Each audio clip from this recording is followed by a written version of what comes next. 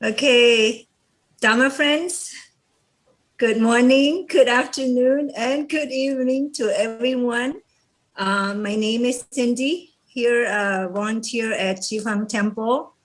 Tonight's event, TBIF, I will be your intern. Stress. I will be your intern moderator. So I hope that I will do a good job. And hopefully you can give me a thumbs up later.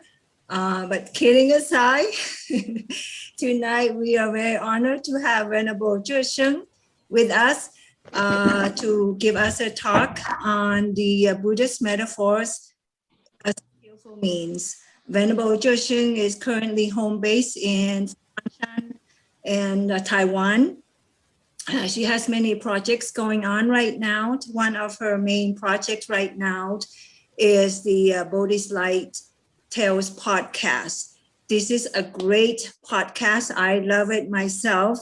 And so this podcast, I want to share just a tiny bit. It's a great short Buddhist story by our Venerable Master Xin Yun, read by Venerable Miao Guang. The stories is very relatable. They seem to be very fitting to whatever you're going through at the moment. It's short and it's sweet. It's just like an energy bar. I take it as like a metaphor, which our special guest tonight will be talking about Buddhist metaphors as skillful means. So right now, I think it's about 10 a.m., I believe, in Taiwan, Saturday, which right now we are 7 p.m. Friday. And so Venerable Sheng, thank you very much for taking your time to share your thoughts on Buddhist metaphors as skillful means. Everyone, please help me and join your palms and welcome Venerable Sheng to share today's topic on Buddhist metaphors as skillful means. And also, as your intern moderator, please help me to raise some good questions and discussions at the end of the Dharma talk. And for now, so Venerable will also lead us to a short silent meditation. Thank you very much. Okay, thank you. Thank you for the introduction, Cindy. Hello, everyone. It's nice to meet you all online. Before we begin, let's have a 5-minute meditation. So please sit comfortably.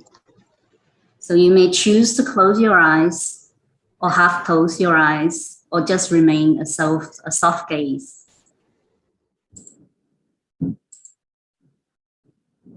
Okay, hello again. Welcome to today's discussion on Buddhist metaphor as skillful means. As mentioned earlier, the Buddha often taught in aptitude ways to the audience. So today we will be exploring the metaphors used by the Buddha and Venerable Master Xing Yun. These metaphors are skillful means to teach us lessons and help us learn. So I must make a disclaimer. I am no expert in metaphors, but I guess metaphors are not unfamiliar to many of us. We use it all the time. Okay, so an overview of today's talk is what is a metaphor? What is the difference between a metaphor and an analogy? Okay. Buddhist metaphors as skillful means, we will look at some used by the Buddha and some used by Venerable Master Xing Yun. And lastly, I will share one of my own, which is a metaphor of letting go.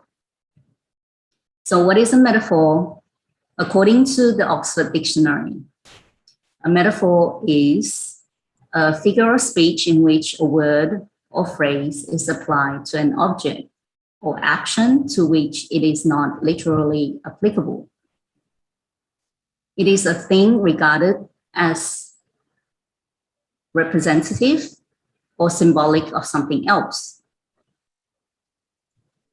In other words, metaphors show similarities between two things and highlight interesting features of what we are trying to describe. So the difference between a metaphor, simile, and analogy. A metaphor is saying something is something else. A simile is saying something is like something else. An analogy is saying something is like something else to make some sort of an explanatory point. So we can all use metaphors and similes when creating an analogy. All similes are metaphors, but not all metaphors are similes. Here's a quick example of a metaphor for life. My mama always said, life is like a box of chocolates. You never know what you're gonna get. Anyone, does this sound familiar? Okay, it's from Forrest Gump. Okay, so he actually highlights that there's so much out of our hands in life. Sometimes we get good things that happen. Sometimes we get bad things that happen. It's like a mixed bag. So when you put your hand into the box of chocolate, sometimes you get the one that you like. Sometimes you might not get the one that you're so keen on. So we just never know what's coming around the corner, right? So we can also easily turn this into a metaphor, this simile into a metaphor by saying life is a box of chocolates. Okay, so this is just a short, quick example. So let's look at some of the Buddhist metaphors and how the Buddha used this as a skillful means to teach. Okay, we will look at 3 examples by the Buddha. First is the dirty basin, which some of you may be familiar with. Then we will also look at the 3 birds flying in the sky and the 3 animals crossing the river. And then a simile of the 6 animals. So the story of the dirty basin is a story of the Buddha teaching his own son, Rahula, who became a novice monk at a young age. As a teenager, Rahula still had mischievous and playful habits. Living in a rather strict environment, there were no games or amusements that could keep Rahula entertained. So he often came up with his own to keep himself entertained. One of his favorite games was that one of his favorite games to pass time was whenever people looked for the Buddha, Rahula would actually take time to take this chance to make fun of them by lying to them. For example, if people ask, where's the Buddha? And if the Buddha was in the forest practicing, he would say the Buddha was meditating by the river. If the Buddha was at the monastery instructing disciples, Rahula would point in the opposite direction, usually somewhere far away, and tell the Buddha had gone to propagate the Dharma. And then people would look everywhere for the Buddha, but of course, never finding the Buddha. And Rahula would then laugh at them and think that they were so silly. This was how he kept himself entertained. After the Buddha heard about the Rahula's mischief, he thought of a way to teach him a lesson. One day, the Buddha asked Rahula to fill a basin with water so that he could wash his feet. After washing his feet, the Buddha said to him, Rahula, take this water and drink it. Rahula replied, the water is dirty now. After it has been used to wash your feet, it's undrinkable. So then the Buddha replied, Rahula, your words are as dirty as this water. No one can bear to hear them.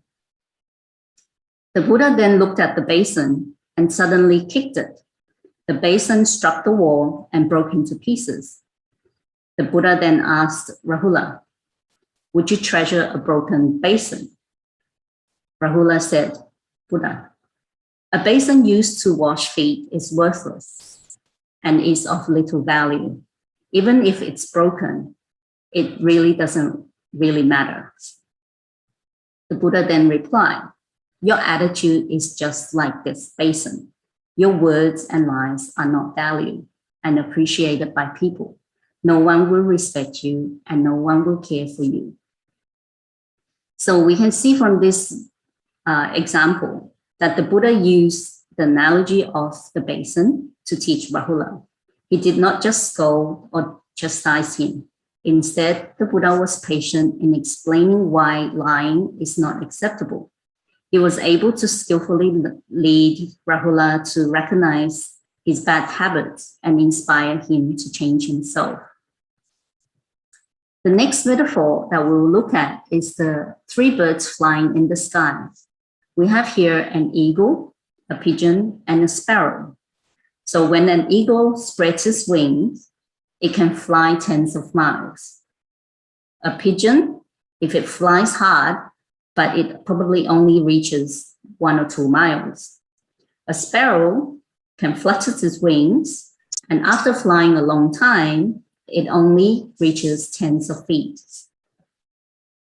So this metaphor highlights the ability of each bird. We can see that the distance traveled is based on their abilities. The metaphor of the three animals crossing the river is another metaphor that we will look at. We have an elephant, a horse, and a rabbit. So when for the elephant to cross the river, you can see the water already reaches its neck. But for the horse, it only reaches the feet. For the rabbit, it would just hop across the river without much trace. So this metaphor highlights the depth of each animal's experience of crossing the river. The traces that each animal left behind differs in depth. So for both of these metaphors, we can think of it like our journey in learning Buddhism. The teachings are the same for everyone. The difference is our ability to understand it, and the depth of our understanding would differ from person to person. Next, we will look at a simile from the Samyutta Nikaya on the 6 sense spaces. The 6 sense spaces are our eye, ear, nose, tongue, body, and mind. Okay, so the text that I'm using is translated by Bhikkhu Bodhi. There's the reference if you wish to look it up. In this text, it asks the question, how should one understand restraint and non-restraint? Okay, so we will first look at how is a way that there is non-restraint. So here it's actually quoted, suppose a man would catch 6 animals with different domains and different feeding grounds and tie them by a rope. So he would catch a snake, a crocodile, a bird, a dog, a jackal, and a monkey. So he tied each of these by a strong rope. Having done so, he would tie the rope together in a knot in the middle, and then he would release them. So what happens to these 6 animals is that they will each pull in their own direction. So the snake will be thinking, let me enter the anthill. Then the crocodile will pull in another direction and say, let me enter the water. The bird would then say, let me fly up in the sky. The dog will pull in another way, saying, let me enter a village. The jackal will pull another way, thinking, let me enter a canal. Monkey would say, let me enter a forest. So each of them will just keep pulling in their own direction. Now that the 6 animals become worn out and fatigued, they would be dominated by the one that's amongst them that's strongest, and they would all submit to it and then come under its control. So this actually describes a person who has not developed and cultivated mindfulness directed to the body. So we can see the 6 animals actually reflect the 6 sense bases. Okay, so in here, the eye will then pull in the direction agreeable to forms, and the disagreeable forms are repulsive. So what that means is that the eye, when it sees something it likes, it will go towards it. But if it sees something it doesn't like, it will then repulse it. Similarly, the ear hears the sound that agreeable sounds, then it will be pulled towards it. But disagreeable sounds, then it will repulse it. The nose pulls in the direction of agreeable odors, and disagreeable odors are repulsive. The tongue pulls in the direction of agreeable tastes, and the disagreeable tastes are repulsive. The body pulls in the direction of agreeable tactile objects, and disagreeable tactile objects are repulsive. The mind pulls in the direction of agreeable mental phenomena, and disagreeable mental phenomena are repulsive. So we can see that the 6 bases, so we come in contact to the outside world through the eye, needs to see form. The ear hears sound. The nose, we smell, right? So the odors. And the tongue is the taste. The body, because it's touch, so it's the tactile objects. And the mind, it's the mental activity, the mental phenomena. So often in every day, we are pulled by all of these things through our senses. Okay. So this is how a person that's non-restrained. So how is a way that there is restraint? So again, suppose this man actually catches the animal, a snake, similarly a crocodile, a bird, a dog, a jackal, and a monkey. And again, he ties it to a rope, but this time he binds it. He binds all of them to a pillar. Okay, and again, all of these animals again would go in the direction that they wish to. However, when this time, when they all become worn out, they would just stand close to that pillar, or they would just sit down or lie down. So this describes a person who has developed and cultivated mindfulness directed to the body. And we can see the eye does not pull in the direction of agreeable forms, and disagreeable forms are repulsive. So it no longer pulls towards in that direction for all of the senses. Okay, so it's a similar text from previous, so to save time, I won't go through all of it. So in this metaphor, the strong pillar actually is a designation for mindfulness directed to the body. The 6 animals refer to the 6 sense bases. So if we are able to develop and cultivate mindfulness directed to the body, make it our basis, practice in it, and fully perfect it, this is how we should train ourselves.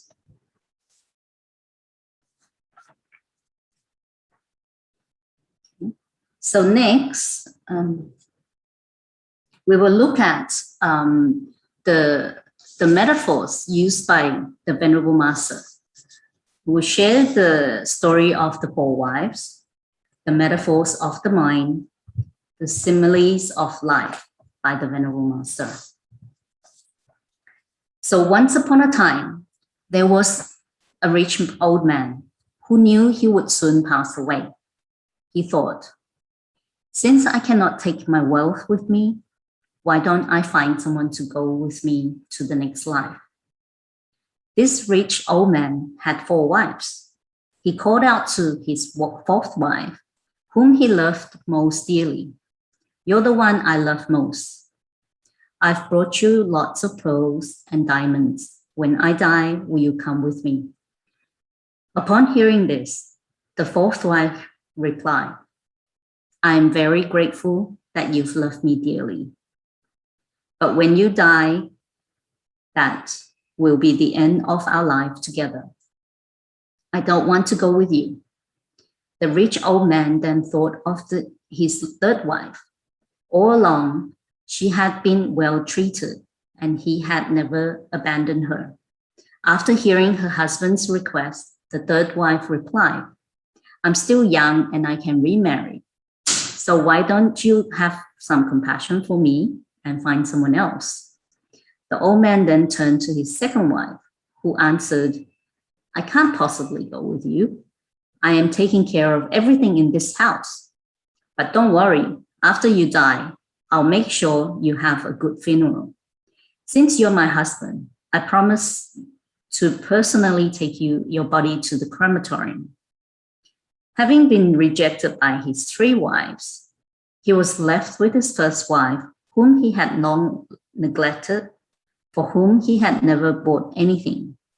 She probably wouldn't say yes, he thought. Still, he was afraid to die alone. So he gathered the courage to ask his first wife, I'm leaving this world soon. Will you come with me? Unexpectedly, the first wife said, we're husband and wife. We're meant to be together. Wherever you go, I'll go. When you die, of course I'll come with you. So the moral of this story is that we each have 4 wives. The beloved 4th wife is our body. We often forget to take care of its health. We wear accessories to make it beautiful, but before we die, our body cannot come with us. The 3rd wife represents our wealth. We often try to protect it because we're so afraid of losing our money. But sadly, when we die, we cannot take any of it with us. The 2nd wife represents our relatives and friends. Every once in a while, we give them some care, love and care, but after we die, all they can do for us is perhaps send us off at the crematorium and then return to their own busy lives. What does the 1st wife represent? She is our mind, which we usually fail to take care of until we meet with death. Only our mind follows us everywhere. However, because we are so lost in our desires, our mind tends to follow evil and delusive paths, drifting about aimlessly. So please take care of your body, keep it healthy, enjoy the possessions and the joy that they offer, cherish your family and friends for the love that they provide. But most importantly, look after your mind and nurture goodness in it by spending some time on your own.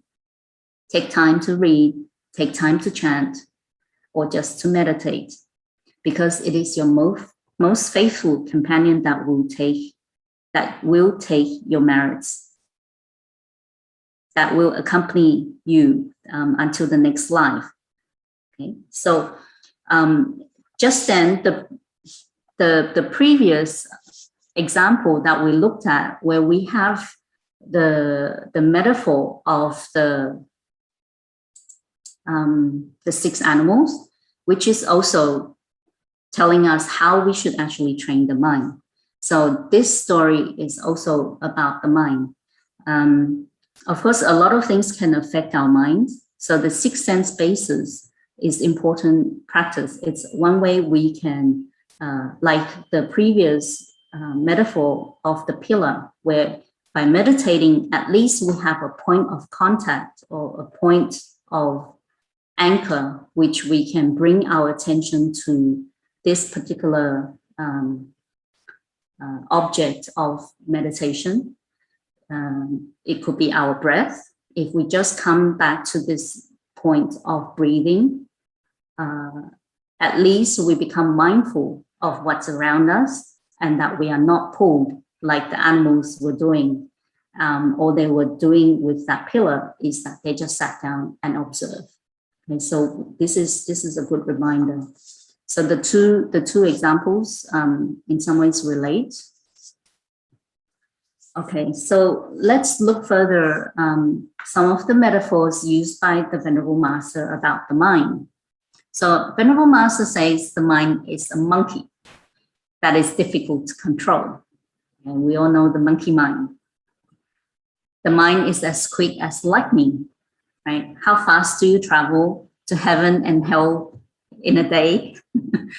One moment you're in hell, one moment you're in heaven, right? You see something you like or see the person you like, you're in heaven. You don't see someone you like, you're in hell. So it's very quick, okay? So our mind is very quick.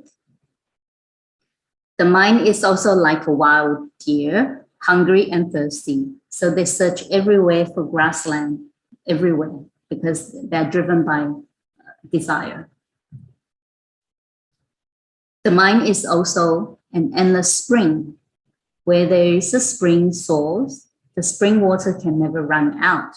The source of wisdom within has unlimited potential and contains endless treasures. If we can use it effectively, we will never be lacking. So this is saying that we all have that wisdom within, right? Need to trust that we all have that wisdom within. Like the spring water, it never runs out. So look within. You will never. You will be able to find that inner wisdom. The mind is a painter that can paint all kinds of things, right? So whatever you think is in your mind, when you try to do a painting, it reflects what's in your mind. Okay? So Venerable Master also has some similes about life.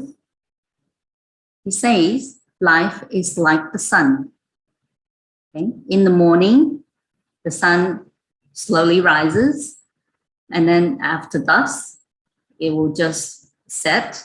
But we know that tomorrow, the sun rises again, giving us warmth, illuminating the earth. This is also to remind us that life is in the cycle of impermanence. Like it says there's rising and falling, just like the sun. So life is a battlefield. On a battlefield, there are losses and wins, defeats and victories. Life is like the sea. The sea is magnificent and vast. It's able to encompass many things. In the sea, boats pass by without leaving traces, and fish move about without a sound. In the sea, we can swim freely. Life is like flowing water.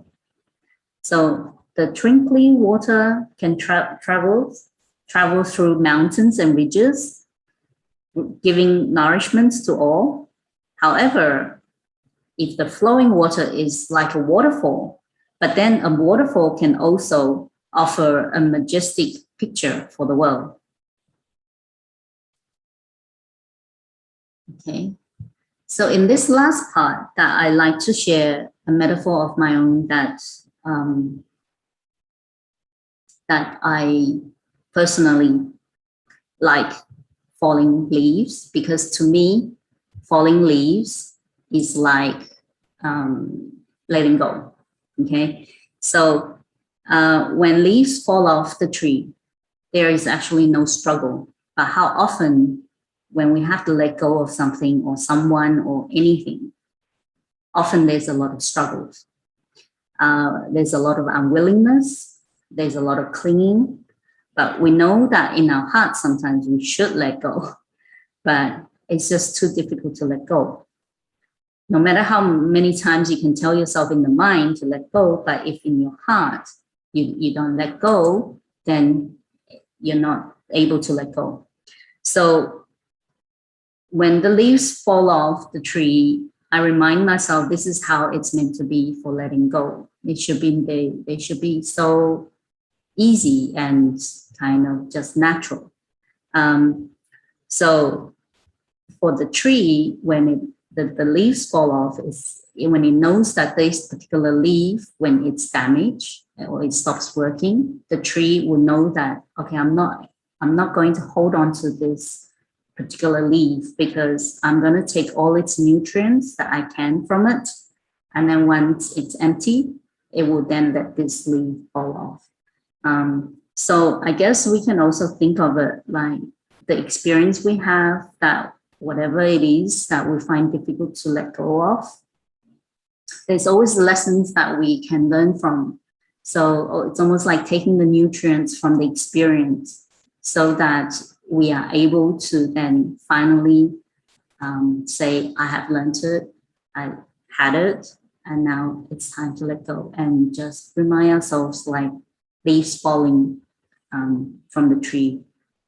Okay, so as I'm gonna, at the end, as mentioned earlier, one of my projects that I am doing is the Bodhi Like Tales podcast. The host is Venerable Guang. So the two stories I shared today, the dirty basin and the four wives, are on the podcast. So the details are there. You can scan the QR code if you wish to get to the blog spot, and in there you can find 102 stories on there. So we are on our season 2, which is stories about the Buddha. So feel free to join us on the podcast on the weekly basis. So that's concludes my talk, but I look forward to sharing and our discussion. So.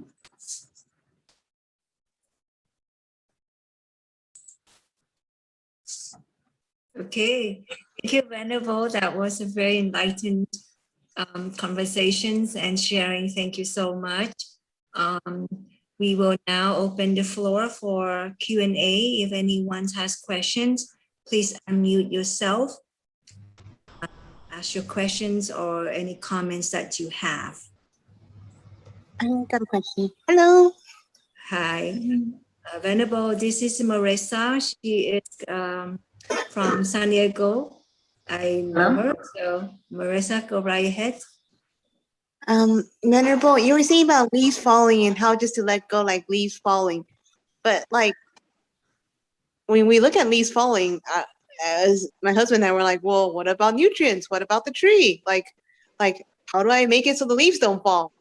Like how do we deal with that in our regular life? Because I mean, I don't like looking at my plant leaves falling. I always try to figure out what's causing it. Like, is the spider mites eating it? You know, so how, you know, and going back to our lives, it's like, there's some things I know I need to let go, but you know, there's some things I'm like, well, no, I can't let go that yet, or it's not right to let go. So I don't know the difference exactly. So just if you can, maybe share us a little bit about when is okay for leaves to fall and when is it not okay, and you had to deal with something. Well, one part I left out about the tree. Have you ever thought about at what point does the tree, does the leaf actually fall off? I mean, you know, if you have you ever seen it just dangles and dangles, and then eventually there's just that one point that it just detaches itself. So your question about when is the right time or when it's not the right time, the time is right, it's right. But I guess why I like to look at falling leaves is because we often kind of force ourselves to say, okay, I'm going to give myself 1 month, or I'm going to give myself 1 year, and then I have to be, you know, that's it.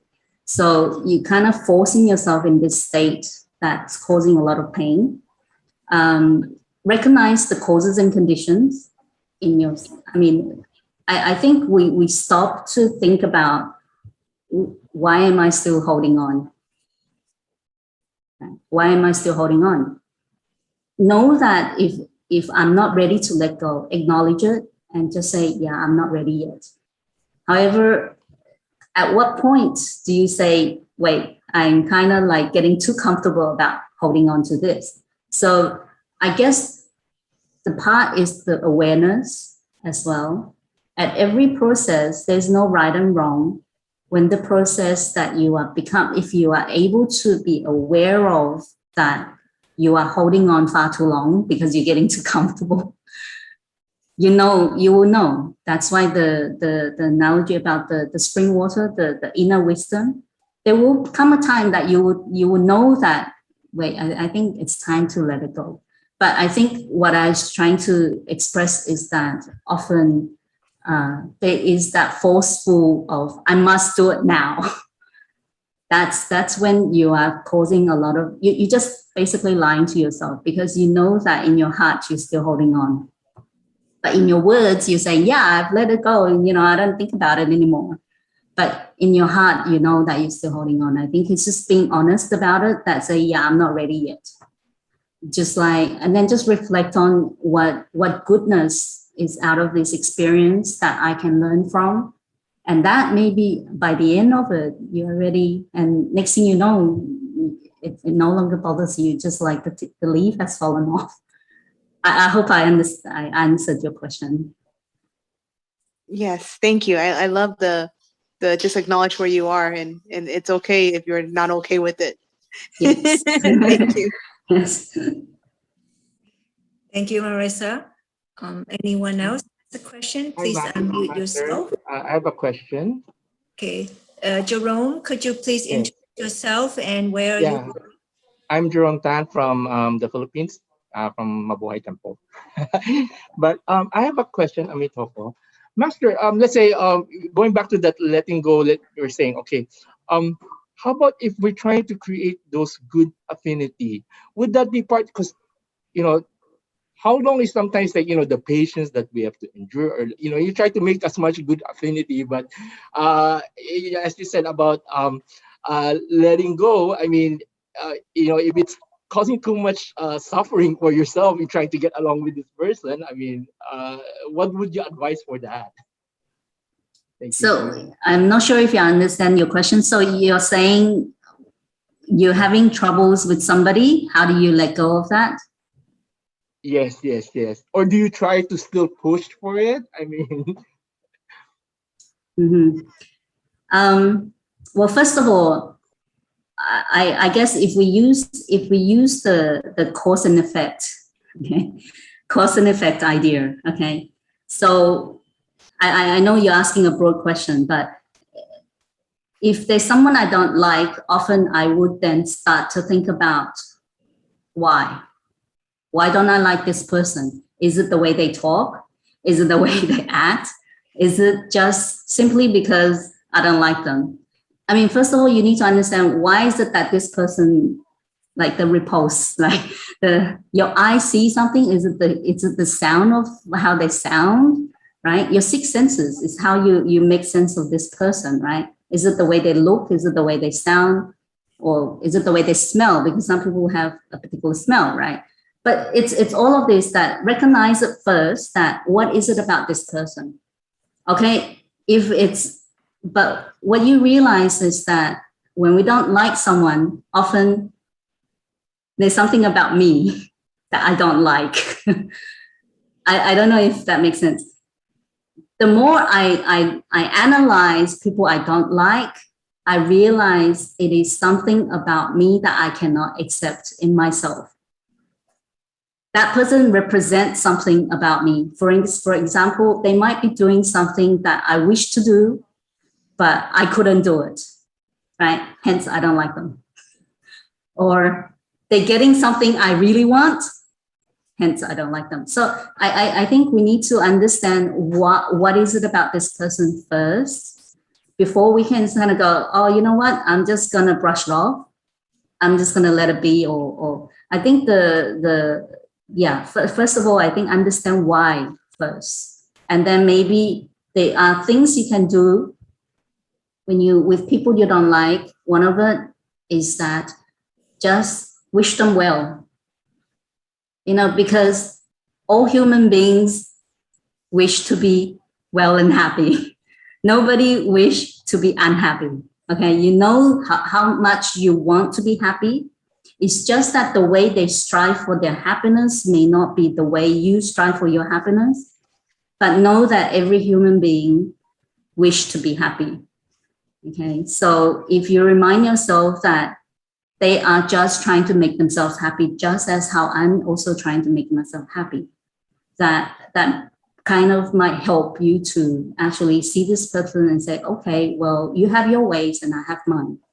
We can coexist harmoniously, but I don't have to like you 100%, if that makes sense. I can live with you harmoniously, but I don't have to like you 100%. But you still continue to create the good affinity no matter what. Yes, I say always try to because you know what comes around, what goes around comes around. You know that no matter what happens, the people you meet this lifetime, I'm sure people online today, on somewhere, some other condition, we have gathered together to learn about the Dharma in the past. Okay, it's not by coincidence that we appear in the same space in the same time. Okay, learning about the Dharma together. So I think it's better to kind of, even if you're not going to be able to do very, like, treat them so well, but at least don't do any more, don't make it worse. This is what I'm trying to say. Keep it as neutral. So if it gone negative, bring it to neutral. Including when it's too positive, bring it to neutral. I think the more neutral it is, the more equal you can treat everyone. Thank you, Master Amito. Thank you. Aina has a question. We all know Aina. Aina's from Florida. Thank you, Thinking, Aina. oh no, what is she gonna say? Metaphors. Yeah, metaphors. And the metaphor that I liked that you talked about is the first wife, the spring. And I was thinking about that as you were talking about it, that the spring is a metaphor for the mind and for the elusive quality of mind. We think we know our mind, and then the next moment our mind is different. You know, it's like trying to hold the spring. We call it a spring, but if we try to hold the spring, we bring up some water and it just goes through our hands. There's no solid spring. And that's what that made me think of. So thank you about talking about the spring. Mm-hmm. Thank you.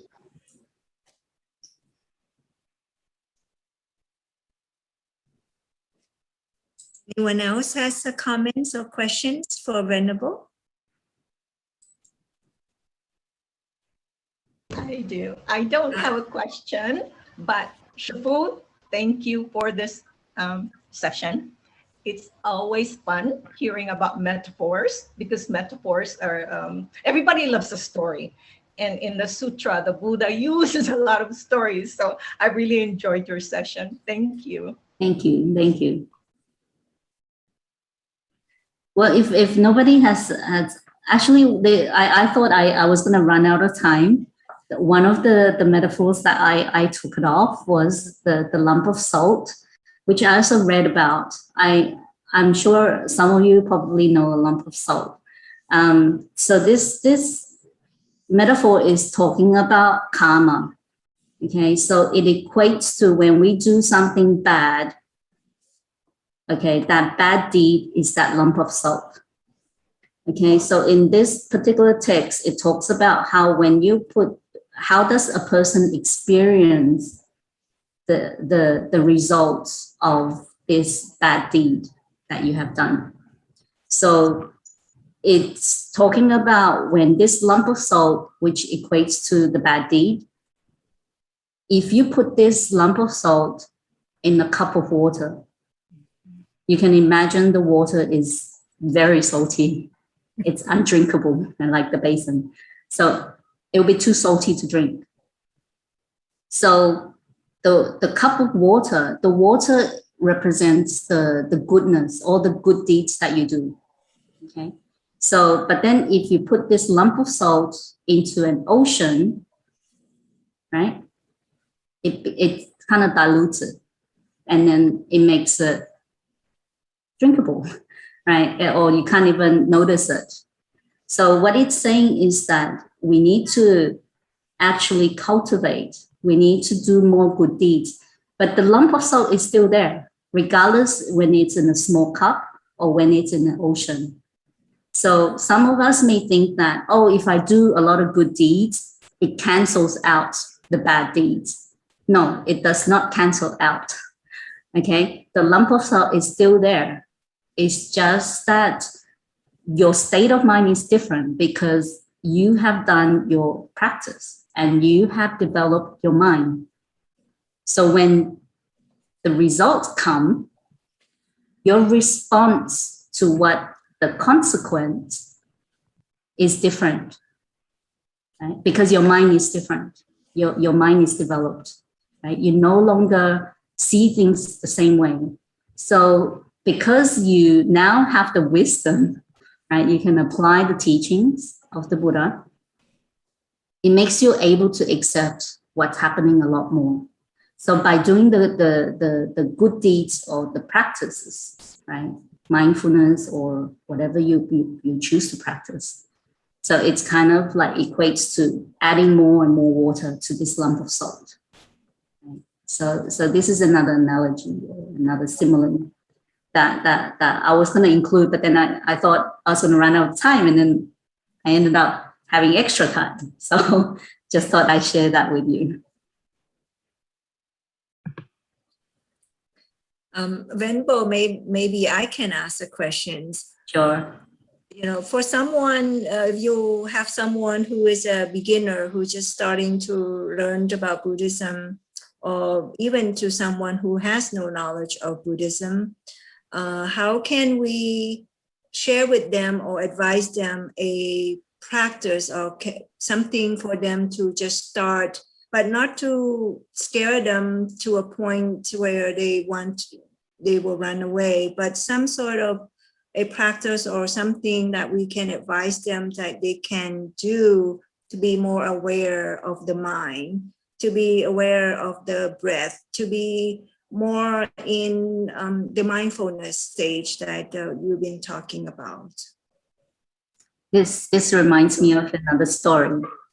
So there is a disciple, okay, a disciple of a Chan master.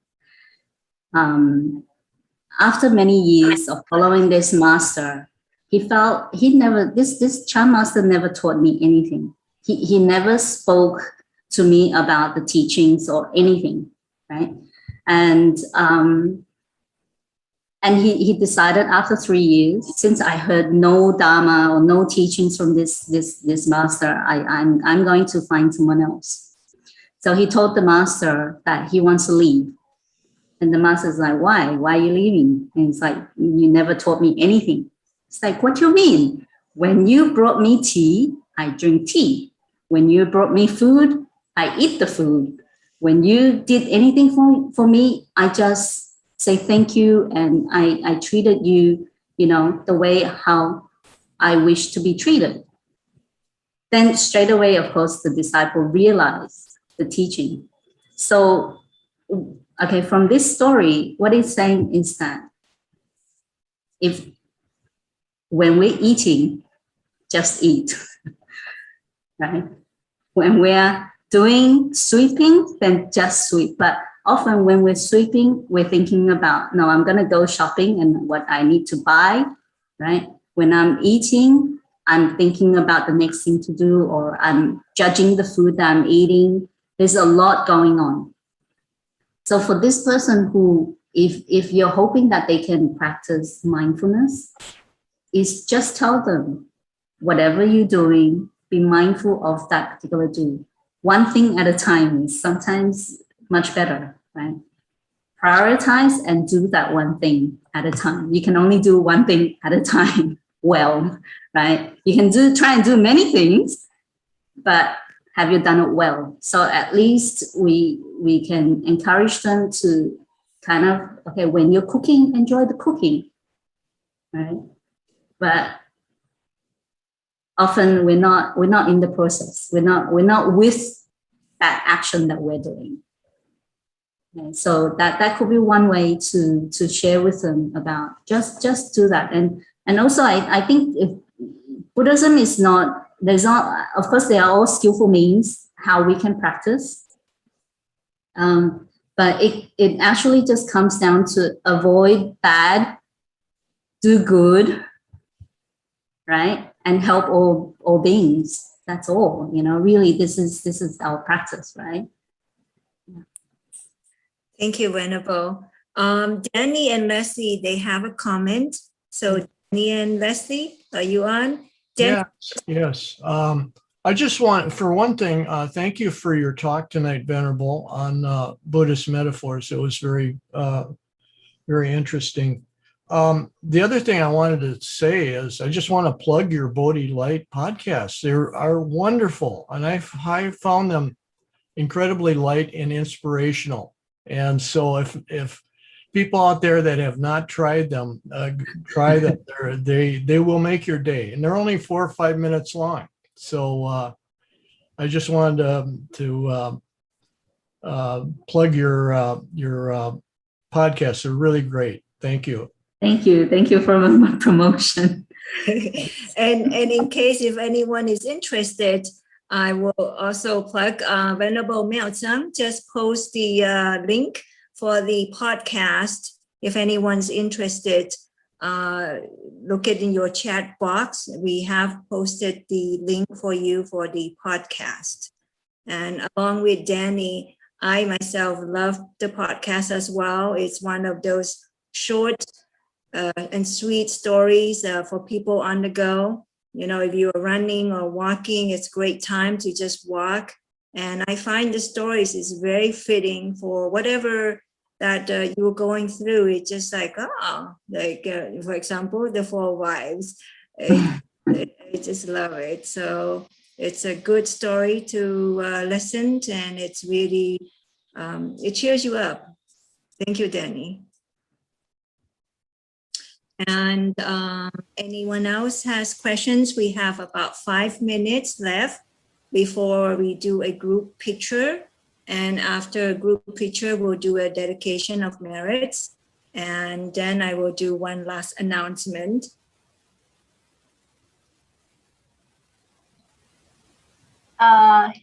If nobody has any questions, I'd like to take this opportunity to thank Venerable Sheng for spending time with us and sharing with us the Buddha's wisdom on Buddhist metaphor.